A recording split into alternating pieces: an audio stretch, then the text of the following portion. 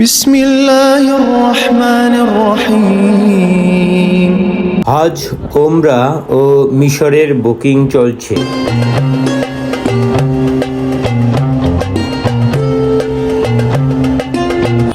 ঐতিহ্যবাহী নীল নদ, যেখানে হযরত মুসা আলাইহিস সালামকে বাক্সাসহ স্রোতের উল্টা দিকে ফেরাউনের ঘাটে এসেছিল।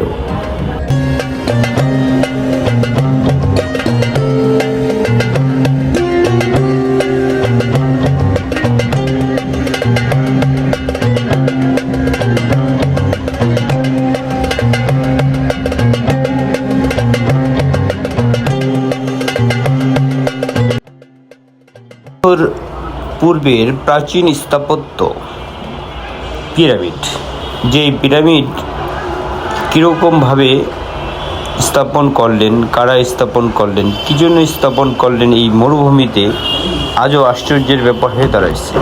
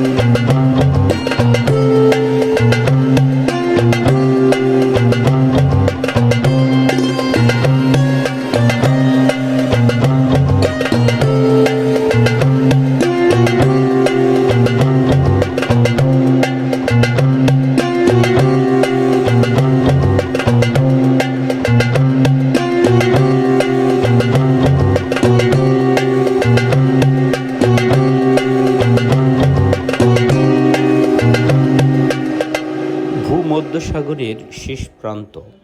ওই পাশেই আসে, ওই পাশেই ফ্রান্স, ওই পাশেই গ্রিস, যার কারণে অনেকেরই স্বপ্নভূমি পাড়ি দেওয়ার জন্য এই সাগরটারই অন্তরায় হয়ে থাকে।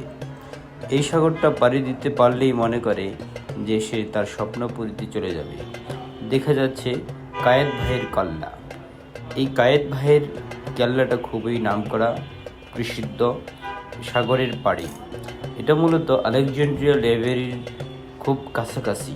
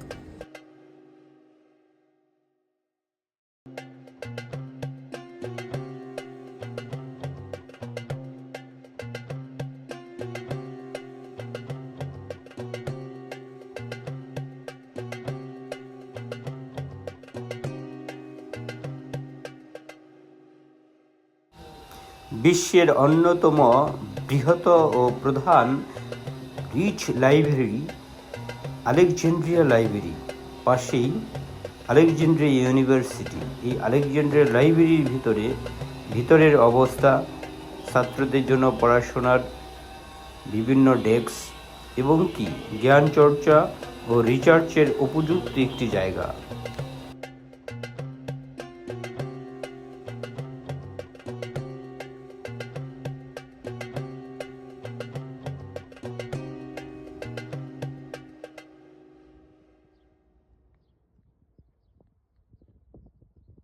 বিশ্বের মধ্যে দুইজন রাজা পুরো বিশ্ব জয় এবং বিশ্বের উপরে রাজত্ব কায়েম করেছিলেন।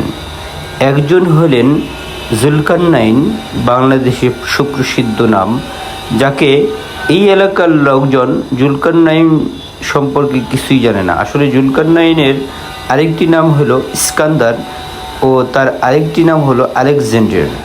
এই আলেকজান্ডার বলতে সবাই ওনাকে চিনে।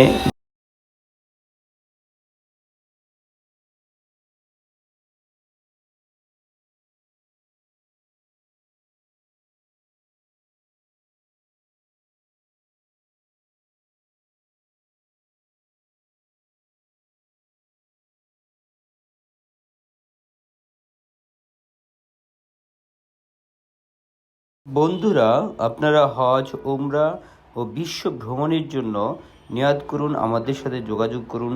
আমরা খুব কম টাকার মধ্যেই সৌদি আরবে, মক্কা মদিনায় হজ উমরার পাশাপাশি মিশর, জর্ডান এখানকার ঐতিহ্যবাহী জায়গাগুলো পরিদর্শন করিয়ে দিব।